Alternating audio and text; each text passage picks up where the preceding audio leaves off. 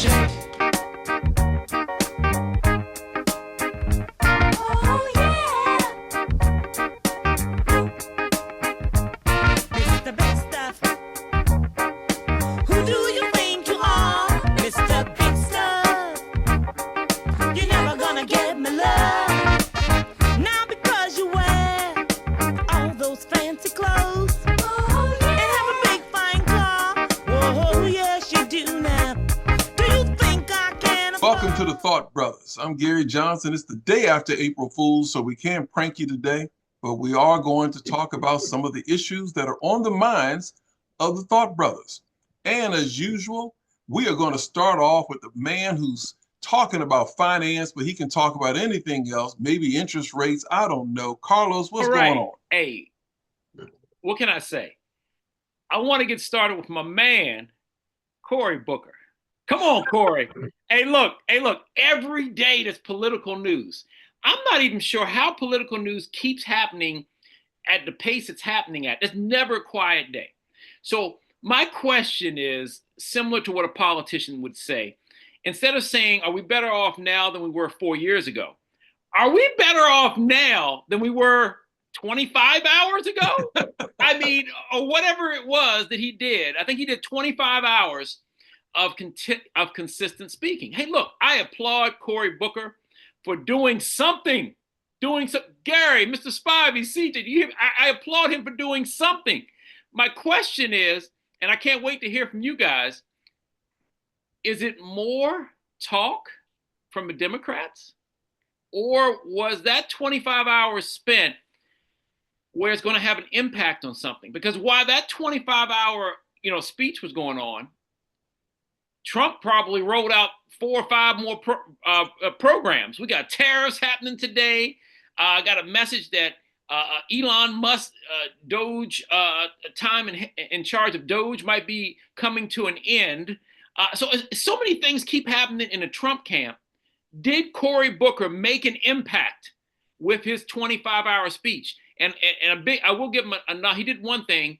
He surpassed Strom Thurmond, who, what was it, 1957, had a 24-hour speech concerning the opposition of civil rights. So from a historical point of view, to display something so negative as that Strom Thurmond, speech for 24 hours, I applaud him for that. But you know what? Before I come back to sports on my second turnaround tonight, let me go to Mr. Spy.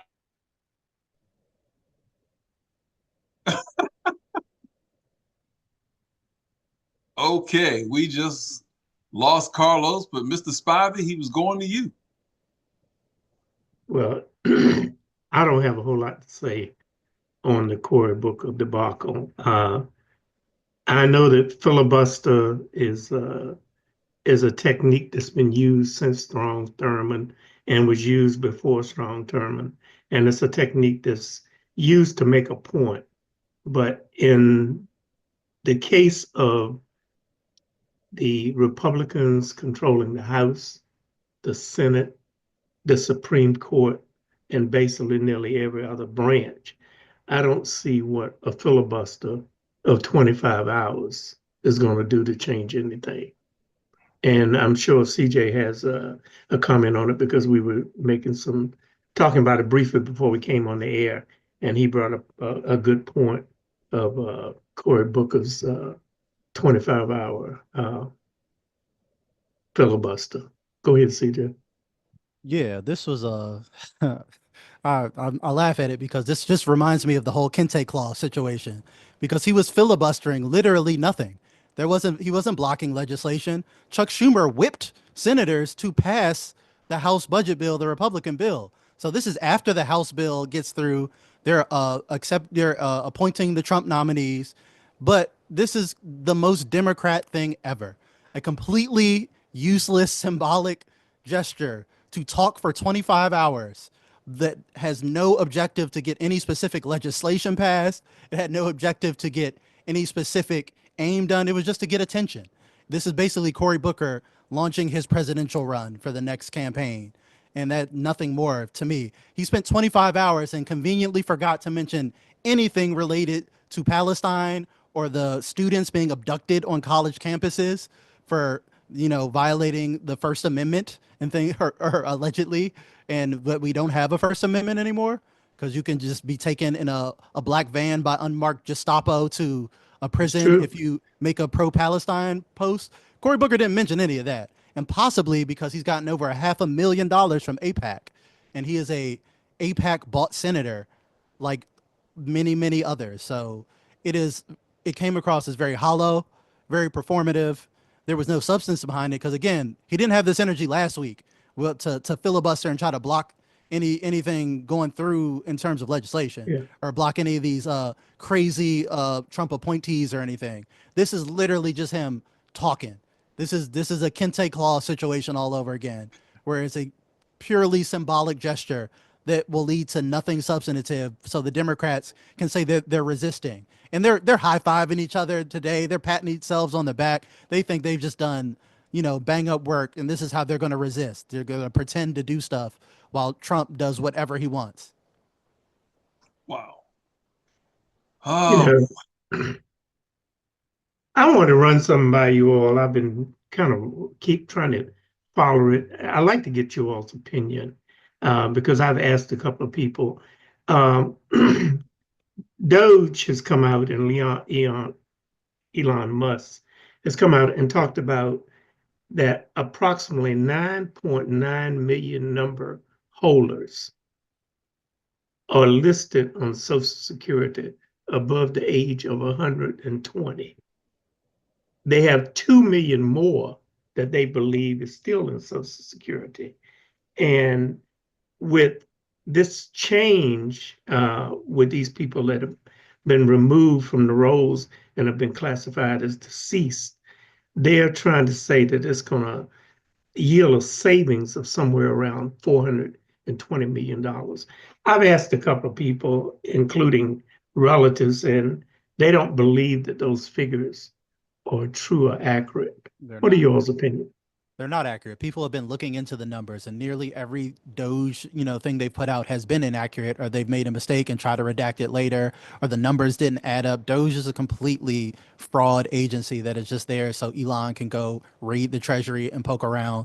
Some of those discrepancies are because his team is too stupid to understand the type of code that was already there before they came in. So a lot of that is them misinterpreting the code, thinking, oh, they're 140-year-olds getting checks and things like that, but that's not the case. That is just like, and the way their system is set up, and the 19-year-olds that he sent in there to do it are have no idea how those legacy systems work and how they've been working, in the government for years and years and years in those systems. So just having Elon's unelected kids in there, they're like 20-year-old kids who have really questionable past too. The one, famously named Big Balls, who had Nazi posts and things like that. Those are the kids. Like some 20-year-old kid named Big Balls is going around in the Social Security banks and looking at highly sensitive information. But Doge is basically a fraud agency. They said they were going to give people refund checks. They've already walked that back. All the savings that they purported to have, there was an accounting mistake. They said they saved $7 billion on some contract. It turns out it was like 7 million or 7. It's like they're fudging the numbers to try to just give cover for Elon to do whatever he wants to do on the back end. Doge is not in the business of government efficiency, or they would look at the Pentagon budget. That's where most of the inefficiency is going in terms of the Pentagon, who's never passed an audit, is a place that he has not even looked at, but he's looking at programs to cancer research and, different humanitarian programs across the world. Those are the things that are getting slashed, things that don't actually cost that much for our government to implement. Well, you mentioned the Pentagon. You mentioned the Pentagon, and one of the things that's very interesting is they are talking about reportedly cutting civilian workforce at the Pentagon between 50 and 60,000 people, which I find I don't even know how the Pentagon is going to operate if you get rid of 60,000 people working at the Pentagon. I'm not talking about Department of Defense all over the United States and New York, California, and those places. They're talking about cutting 60,000 people at the Pentagon. He's talking about cutting 18,000 employees at the IRS, 1,300 at the Department of Education. But the one that I think is going to be the deal breaker is Department of Veteran Affairs. They're planning a reorganization, and they're going to cut 80,000 jobs at the Department of Veteran Affairs. I think once he makes that cut, I think the president should become very concerned, and Secret Service should become very concerned when you cut that many people from Veterans Affairs, because it's gonna affect the veterans. Oh, that's just No the doubt. beginning. Then there's going to be the food stamps, and then the Social Security checks will stop coming and things like that. And like that's just the first wave. Again, like Trump is already trying to get rid of Elon optically because Elon poured what $200 million into a Wisconsin judge race, and that judge Yep. still lost because that's Lost. an indictment. People hate Elon so much he can't even buy an election at this point. So that's what and Trump hates losers. So Trump is going to want to he's going to want to distance himself from Elon because Elon is political suicide. Tesla stocks are down 13%. The Trump tariffs are going crazy. They announced the Nintendo Switch 2 system. I love video games. Nintendo, known for putting out affordable game systems. The last system they put out was $300 when it's new. The Switch 2 they announced today, they didn't even put it in the announced trailer because they knew they were going to get blowback. They did the whole announcement. Switch it because of the tariffs, economists have said, $450 starting price. Video games that usually average about $50 per game will now be $80 a game. Because guess where Nintendo comes from? Japan. Tariffs, like so those companies are going to try to hedge themselves and overprice things because Trump's tariffs and not tariffs and unpredictability, they're going to raise the prices just in case they get tariffs or retaliatory tariffs. So again, it's already causing the price of everyday things and things people really enjoy to go up. Like this is just the beginning of the struggle that the American people are going to be having. Now they got hosts on Fox News saying, oh, it's just like a war effort. You just have to endure some hardship for the good of the country and the economy. That's what they're going with. Not to mention their attack on due process, which is getting actually terrifying as they're throwing people in El Salvadorian prisons based on tattoos with no due process. And Stephen Miller going on TV saying that those people they don't deserve due process because they look like gang members and criminals and we don't want them in here and we'll figure it out later. They sent a Maryland resident with a 5-year-old and a wife here to El Salvador prison. They admitted that it was an accounting error or an error that the Trump administration made, but then they said they're going to make no effort to get him back. They said, well, because he's in El Salvador now, oh well, and they're just going to leave him there to rot. This person who had protected status, and this is happening all over because they're picking up these people based on sometimes just tattoos. One of them was a gay barber who had a tattoo for his mom, and they said it was an MS-13 tattoo, and shipped him into an El Salvadorian prison, and to never be seen again. This keeps happening. And their argument is, well, because these people don't belong in our country in the first place, they don't deserve due process. This is the slippery slope we're on because next is going to be black people don't deserve due process. There's going to be people who don't like Israel don't deserve due process or whatever they decide is going to without due process. It's really going to devolve into that fascist state that everybody was afraid of. And the sad thing about this is we're not even 6 months into Donald Trump's presidency. Now, I did hear today that Elon Musk apparently is planning to leave Doge and go back and take over his company because his stock is in the toilet. And if his stock falls any further, the banks are going to start calling in some of the loans that they made to him because he used Tesla stock as collateral. So I think he'll be out of here shortly, but I don't know what other hatchet man Donald Trump will bring in because personally, Donald Trump is not intelligent enough to make these type of cuts I don't think he can and layoffs. I don't think he can Last get but rid not of least, I don't know if you're all aware, and just a statement that 75,000 people took Donald Trump's early out, and they'll receive their salaries and insurance until September 2025. Yeah, Good, CJ. honestly don't think he can get rid of Elon because Elon, whatever he was going to make in Tesla, he's going to make in these government contracts that he reroutes to himself, that he's getting, 880 million per day from the government in subsidies every day. And now that he owns the federal government, he doesn't need to go back to Tesla. And I think Trump wants to get rid of him now. Trump seems visibly annoyed with Elon at certain times, but Elon bought the presidency. So it's like, I mean, the donors call the shots. We see that that's how politics works, and he's the biggest donor that there is.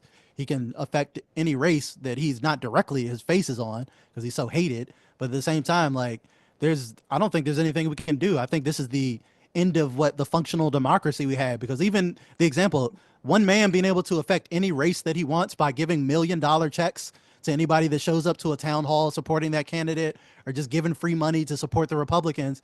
He can flood $200 million into any local race. That's one guy that has too much political power. Now he bought the presidency. He the main donor to the president. So he's entitled to that spot at Mar-a-Lago. He's entitled to have Trump babysitting his little kid, his little human shield that he's got running around. So it's like, I don't think you can get rid of Elon at this point. Wow. Well, you know, it's a lot out there. I think a lot of this is planned in terms of the chaos, to have so much stuff going on all over all the time. That's what Trump feeds on. And like we've already determined, he's not smart. He's a petty little man. He's a petty, vindictive, and he's really a small man, in addition to being a horrible human being. But that's okay.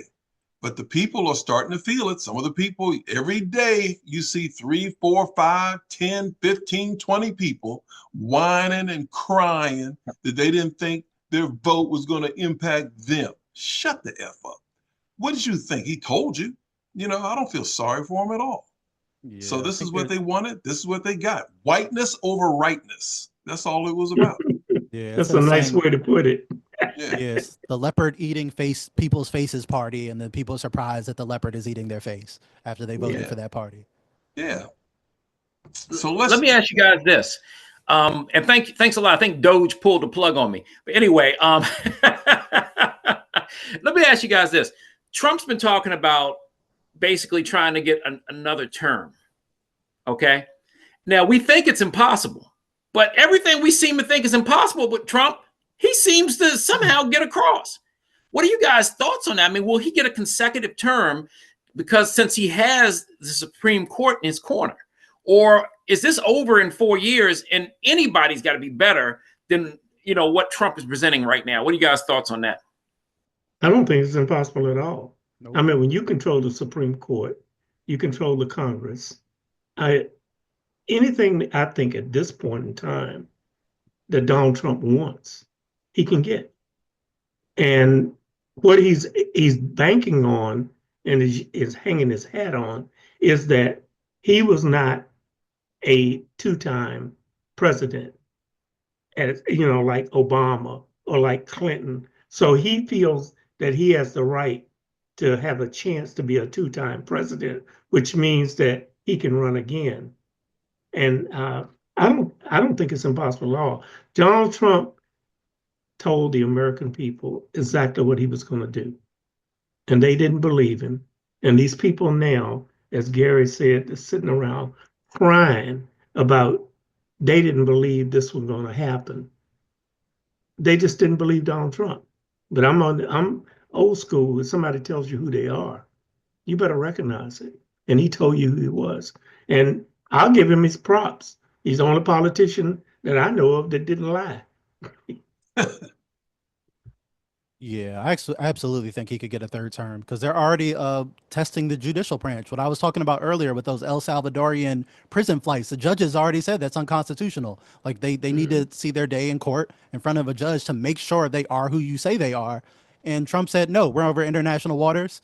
We just going to send them to prison anyway. Like they're just ignoring the court orders from the judges, and then they're smearing the judges and having Elon try to unseat the judges at the next race. He'll say these are all liberal communist judges that rule against us. Elon's going to pour $200 million into that judge's race and get him replaced with a Trump judge, and that's how this is going to go from this point. So and there's going to be no Democratic resistance. They'll make another speech and find some kente cloth and start kneeling and singing Kumbaya, but they're not about to do anything to actually stop Trump from getting a third term. First, I didn't think he would do it, but now the way they're talking about it, I absolutely think he's going to do it. He's talking about because they're going to run off of the premise that the 2020 election was stolen from him and he deserves another term because of that. And they're going to run all types of they're trying all types of legal bullshit basically to make sure that they can get that happening. So I don't put it past anything. We're gonna invade Greenland. We're gonna do a bunch of stupid things in the next 4 years. So it was what you guys said. This is what people voted for. Some people are getting exactly what they want. A lot of people are getting voter remorse. I don't know why they have remorse again, because he told you exactly what he was gonna do. He's doing it even more aggressively than most people thought he could, and this is where we are. Hey, only is the political system that broken now? I mean, if you think about this, I mean, obviously he's president 45 and president 47, but is the political system always been this broken where the president has just had that much power and he's just the first person to challenge it? How come nobody saw this coming? I'm sure plenty of people have gone to school for political science. We have people with 20 plus years of political experience on Capitol Hill, and no one saw this coming. I mean, the first sign I actually saw this coming was with my favorite president, Barack Obama, when he had a chance to appoint a Supreme Court justice right before he left. But he said, no, I'm leaving. I'm going to go ahead and let the next president, go ahead and make this selection. That was probably the biggest mistake, because when the tides were turned and it was reversed, Trump didn't give that opportunity to Biden at all. So that right there is a one judge Supreme Court justice swing right there. So, I mean, is there hope? I mean, if the leader of the free world is a convicted felon, he doesn't follow the law, doesn't respect the law. When someone rules against him, he calls for the judge to be impeached. I mean, where are we at when it comes to our political system in the U.S.? What is our next move? Or do we just sit here for 4 years or possibly 8 and just take it? The crazy thing, Carlos, is you're dealing with a bully. And with Supreme Court justices, unless Congress rallies behind them, those guys are appointed for life. And the only way you can get them off of the bench is you have to have cause to start an impeachment proceeding. So with the Supreme Court justice, Elon Musk can't throw out $200 million and get him removed from the bench. So the answer to your question is, they're allowing themselves to be bullied because he cannot remove a Supreme Court justice from the bench. That's in the Constitution. Now, if he can change the Constitution, then that's a different thing. Well, one of the things we got going for us, maybe, is Father Time. Trump is what, 78? Yeah. Father Time, maybe 82. A massive heart attack, maybe, something coming on. You just never know. You're on mute, Carlos. John Thompson, the great Georgetown coach, did say, Father Time is undefeated. So with that being said, you would think he'll run out of gas, and just retire peacefully. But if we look at another leader, and, you look at a great leader like Nelson Mandela, Mandela was a president of South Africa well into his 80s. So the question becomes, can Trump get a third term, and can he stay vibrant into his 80s? I think we all hope the answer is no. Somebody else comes along. Well, that's all I got on politics. I think another strategy that they threw out there was to have J.D. Vance run for the next election. And if he wins, just cede power to Trump again and have Trump run as like a VP or run as, somebody else. And then he'll just cede power immediately back to Trump and have Trump, be the president again off of that. So like there's many things that they'll try, but there's not a lot of positive outcomes here when there's no opposition to it. We're pretty much under one party rule. AIPAC has bought most of the senators. Most of the people have the same donor. So, I mean, we're just fighting back against corporations, and they're winning by a lot. They're getting everything they want. Man, I tell you what, let's shift to sports. What's going on in the sports world? Come on, Carlos. I'm gonna put you on a clock. What's going on in sports? Buzz Williams. We got Buzz Williams at Maryland. The question is, was it a good choice for the University of Maryland to hire Buzz Williams as its next men's basketball coach? Ah, man. I mean, coming to us from Texas A&M. Now, the question is this. Is this already an effect of DEI? Because if I'm not mistaken, isn't Dwayne Simpkins a Maryland Terp alum at American University down the street. And when you build a program and you want a coach to be with your program 20 years or more, you need a coach that has some ties to the school. So the first lucrative offer that comes up, he doesn't take. He says, no, I want to stay where I went to school. I want to stay where I have roots. And if you don't, and then you also want to coach that generally for 20 years, you want them to be under the age of 50 so they can coach into their 60s if necessary. But when you hire a coach over the age of 50, even though he's slightly over the age of 50, and with no ties to the school, that could be a 3 to 5 year turn at coach for eternity until you find somebody with ties to the school. So I wish Buzz Williams well. They made that choice so quickly, though. Was DEI even considered? Or I guess that's no longer a factor. But yeah, I wish the University of Maryland well. I hope they do well. But I just have to question how fast they hired this gentleman, and with no ties to the Maryland program, even though he's slightly over 50, will he just roll out? If he does well for 3 years, will he roll out again and we'll be right back in the same situation? What do you guys take? Maybe Okay, after every take, Carlos freezes. Right. I mean, I can step in. Like Go ahead. I think it's a good hire. Buzz has a great reputation with his players and things like that, and I think he has a great reputation for loyalty, something that they did not get from Kevin Willard. Kevin Willard left on a very, very snaky type of way and really, really rubbed the fan base the wrong way and everybody, because he was full of it. When he was asking those press conferences, there was some tampering going on. He knew he had one foot out the door. He knew he was going to Villanova the entire time, because when he left Seton Hall initially, he had the exact same quote when they asked him when he was leaving Seton Hall to go to Maryland. He said, "Oh yeah, I don't know. My agent is doing some stuff, but I haven't talked to my agent. You know, I'm just focused on." He said the exact same thing when they asked him at Maryland. That's when we knew, oh, he's out of here. It's like when your girlfriend cheated on her last boyfriend, and then you expect she won't cheat on you, and it's like Kevin Willard was that was him. Like you know he's up out of here, and he wasn't going to be loyal, and he should have just been more honest about that. He's talking about, oh, my agent is looking at stuff, but your agent represents you, sir. Don't play dumb like your agent is not cluing you in on what he's doing, or like you have no idea of the job offers coming your way. So it came across as really disingenuous.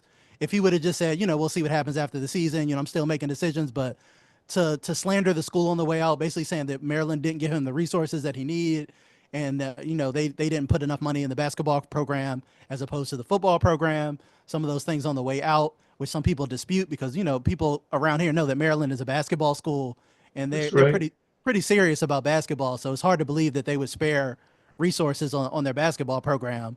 But at the same time, there's some of the things he was saying, going out the door. But at the same time, he could have just kept it 100 and not pretended like he was here ride or die with the Terps when he knew he was going to Villanova. He's slick. He's been slick. He was slick before, and he continues to be slick. I think Maryland made a good choice. But personally, I'm waiting for Saturday night. I'm waiting to watch this matchup with Duke and Houston and Florida and Auburn. I think it's going to be a dogfight. But I'm sticking with my pick that I think Duke will pull it out. Duke, to me, is just amazing. Their recruitment process has to be one of the best in the country. They got 3 freshmen, and this boy Cooper Flagg, he's phenomenal. But they have this other boy that I've been watching, and he is a fantastic player, but he's not a starter. His name is Tyrese Proctor. He's from Australia. And the other one that really is phenomenal to me is Florida, with this boy Oliver. I think they pronounce his name Riku or something like that. Boy is 7'9". He's the tallest teenager in the world. He's in the Guinness Book of World Records. But they have another kid named Micah. I think his name is Hangram, and he's 7'1". So it's gonna be an interesting series. Wow, I didn't know he was that tall. Woo, 7'9". Yeah. Good gracious. Yeah, Would all you like eyes. to feed him? Man, good gracious, still growing. Auburn has this guy, Johnny Broome. I think the problem with Auburn is they don't have the height that these other teams have. But I've just been totally impressed with this kid, Cooper Flagg, who's a freshman, and they think he's going to go #1 in the NBA draft. Absolutely going to go #1. There's no question. He is solidified. He's one of those locks at #1 pick. There's no way and anyone else is getting picked #1 in this draft. Cooper Flagg has solidified his spot. The Wizards are praying. They're praying every day because Cooper Flagg will change the whole course of their franchise. Okay. So the other night, last night, the Joker and Steph Curry had some pretty big games. Who had the better game, in your opinion? Joker had a 60-point triple-double. Well, yeah. I watched a double overtime. Yeah. With the Joker. 60-point triple-double. I think he's the only one who's gotten that in the league history. What has he had, CJ? 30 or 40 triple-doubles this year? Yeah, it's ridiculous. He's got ridiculous numbers. It's a very heated MVP race between him and SGA, Shai Gilgeous-Alexander, for Oklahoma City. Yeah. So they're coming down to the stretch, a very, very heated MVP race. I still think Shai deserves the MVP because I feel like mostly the MVP should be the best player on the best team. And the Thunder are 16 games ahead of the Nuggets. And the Thunder are the most dominant team in the NBA. The Thunder are also younger than the Auburn Tigers right now. Yeah. And still the best team in the NBA by 14 games in the West, something like that. SGA averages 34 points a game and doesn't play in most fourth quarters because they're beating people so badly. He's putting up a stat line of 34, 5, 6, 1, and 1. The only other player who's ever put up that stat line in a season is Michael Jordan during the prime Bulls runs. I think they deserve it because that team is so incredibly young. A lot of his teammates can't get into the club legally, and he is leading them to destroying teams on a nightly basis. And dropping 34 points a night while sitting most fourth quarters. Like he's done with work. They're up 20 by the third quarter many nights. So it's going to be down to the wire. But again, Joker putting up 60-point triple-doubles, carrying that team to any type of competitive. You take Joker off that team, they're the Wizards. Joker's impact can't be understated. He's a really, really special player who elevates his teammates maybe more than I've ever seen a player elevate teammates. That pass he had, not last night, but a couple games ago, he throws a pass that it's Magic Johnson-like. He doesn't even look. He's just flicking it over his head. It's a perfect bullet in between two defenders to a wide. Joker's amazing, but what the Thunder have done is also amazing to have the youngest team in the NBA be the best team by a lot. Most teams that are young are like the Wizards. They got 20 wins. They're trying to figure out who they are. The Thunder are beating people by 30 points a night, and it's very, very impressive. Wow. So the Joker last night, he was impressive. I don't think he sat the entire second half. And he played the entire second half, plus played 2 overtime games. And he had one pass, CJ. He was under the basket and threw the ball behind him, under the basket to another player.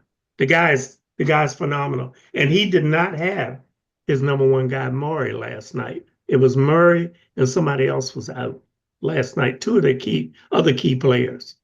He's an unbelievable player. He can elevate his team so much. And I think that has been a trap for the Denver front office. They've given him mediocre talent because he's elevated that talent so much. But I feel like he's never played with another all-star his entire carear. He's never played with another. He's never had the type of help that some of these other players has. He's playing with just regular guys, and he ends up taking them to the promised land and even winning a championship with those guys. But Jamal Murray's never made an all-star team. Aaron Gordon's never made an all-star team. These are good players, really good players, but these are not star players that he's playing with. Yeah. Well, I'll tell you what. Let's close out with the Final Four. What's your prediction? Mr. Spivey, you going with Duke? I'm staying with Duke. I think it would be Duke and Florida in the finals, but I still think Duke will pull it out. Okay. Yeah, I think CJ? I think Cooper Flagg pulls off one of the greatest college seasons of all time at Duke, gets them the national championship, becomes the #1 pick, hopefully becomes a Washington Wizard, and changes the course, the fortunes of this franchise. All right. Well, we got a short show, but we had a tight show. I think they call this concentrate. You get your soap. You can get concentrate, or you just get the regular. We had a concentrated show today, and Carlos he'll be working on his technology. We'll see him next week. For Gary Johnson and the Thought Brothers, we are out of here. See you next week. Girls cry when they try to keep you happy. They just try to keep you satisfied.